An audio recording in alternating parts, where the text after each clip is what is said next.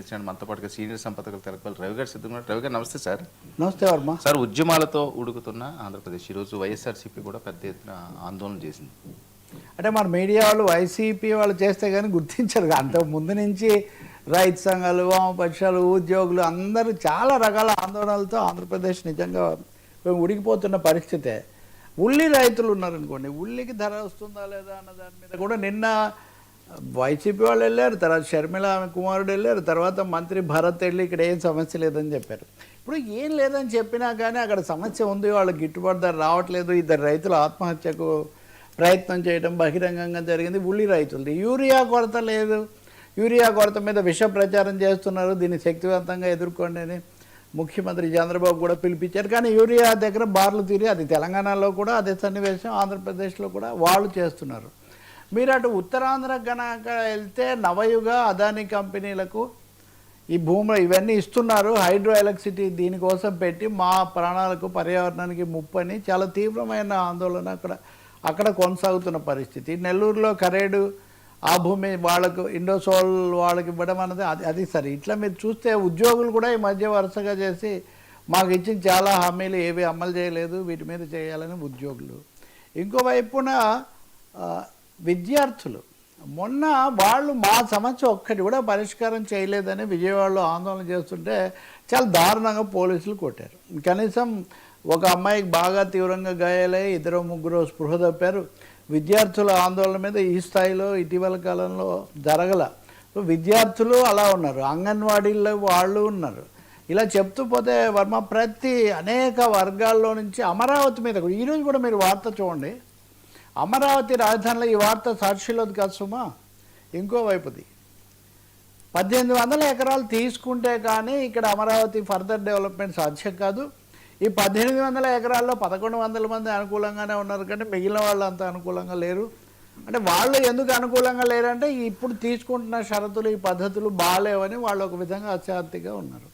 So Amaravati ప్రాంతంలో కూడా ఇప్పుడు ఇంతకుముందు ఒక విధమైన ఆందోళనలు జరిగితే ఇప్పుడు ఇంకో విధమైన అస్పష్టత, ఒక విధమైన అనిశ్చితి వీటన్నిటిలో వస్తుంది. ప్రభుత్వం విషయానికి వస్తేనేమో ఇంకా విశాఖలో భూములు అది సరే మనం చాలాసార్లు ఇది మాట్లాడాము.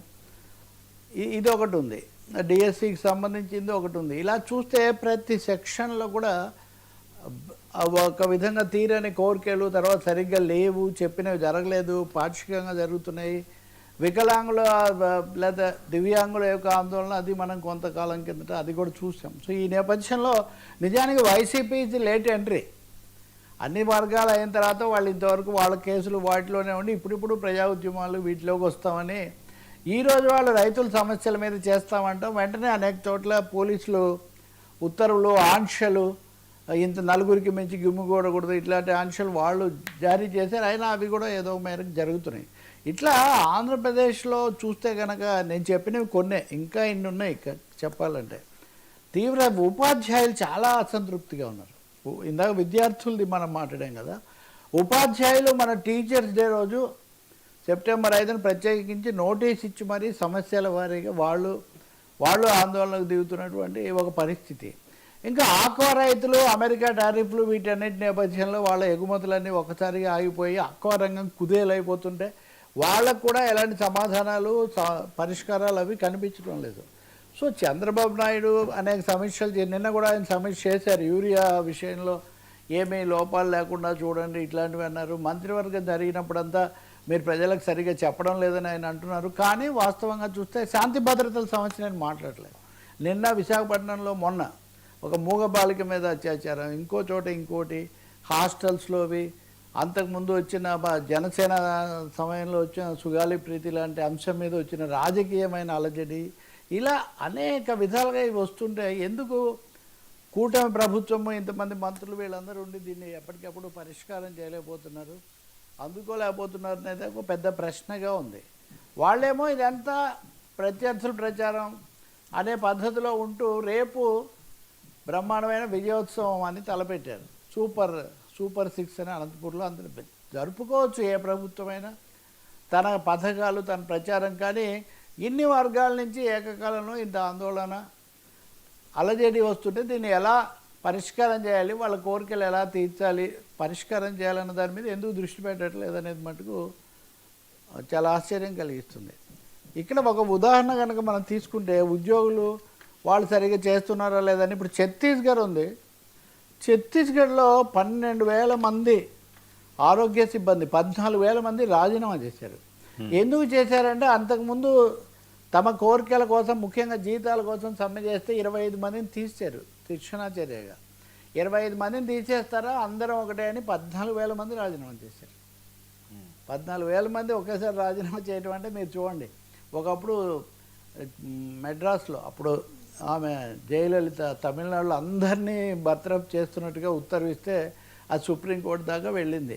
అంటే ఇక్కడ ఉద్యోగ వర్గాలు, యువత, విద్యార్థులు, ఉపాధ్యాయులు, రైతులు వీళ్ళందరిలో ఇంత ఆందోళన ఆఖరుకు దివ్యాంగులతో సహా వస్తూ ఉంటే తప్పకుండా గ్రీవెన్స్ మెకానిజం ఏదో తీసుకురావాల్సిన అవసరం ఒకటైతే ఉంది. చంద్రబాబు నాయుడు రేపు సభలో విజయాలు ఘనతలు గత ప్రభుత్వం తప్పులు ఎన్నైనా చెప్పొచ్చు, దాంట్లో ఇంకేమీ రెండో అభిప్రాయం ఏం లేదు.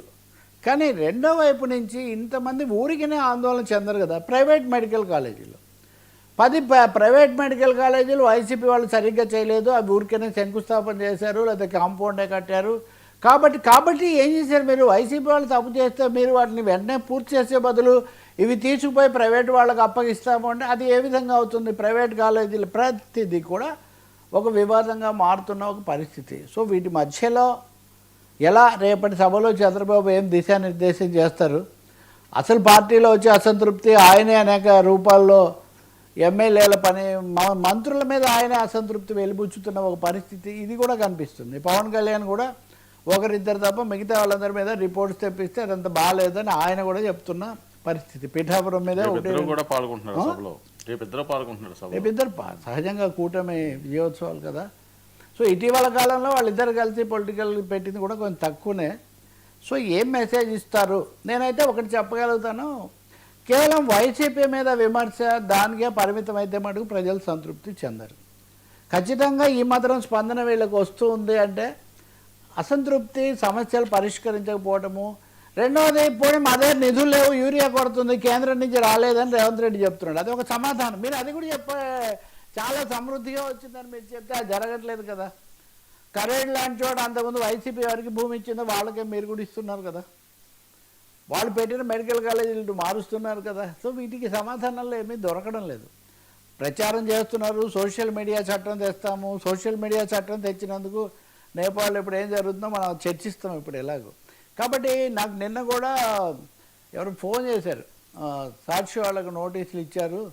అసలు నేరుగా నోటీసులు ఇవ్వటం ముందు ఖండనప్పుడు మీరు వర్మ ఒక వార్త తప్పు చెప్పాడంటే ఆ వార్త తప్పు అని సంబంధిత మంత్రి అధికారం ఖండించడం, తర్వాత ఖండన ప్రకటన వేయండి అని అడగడం, అప్పటికి కూడా చేయకపోతే మీరు ఏదో ఉద్దేశపూర్వకంగా చేస్తున్నారని మీరు నోటీసు ఇవ్వటం, నోటీసుకు కూడా మీరు సమాధానం ఇవ్వకపోతే చేయటం. ఇది వరకనే వాళ్ళు చేశారా, వాళ్ళు చేయకపోతే తప్పు అనే కదా మనం అందరం అన్నాం.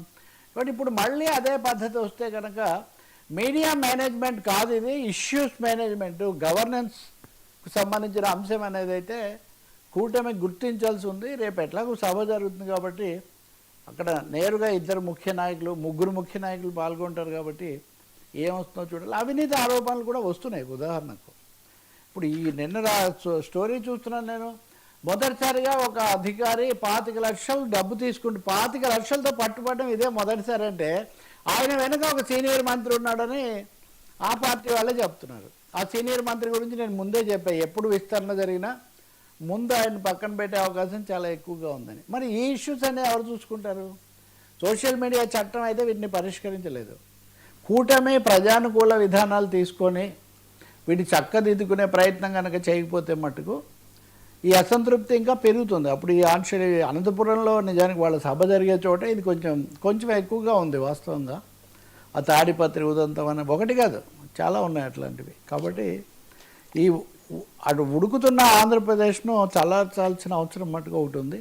కేంద్రం కూడా సహాయం చేయాలి, నిధులు ఇవ్వాలి. అదేం జరగడం లేదు, మాటలే తప్ప మూటలు ఏమీ వస్తున్న పరిస్థితి లేదు.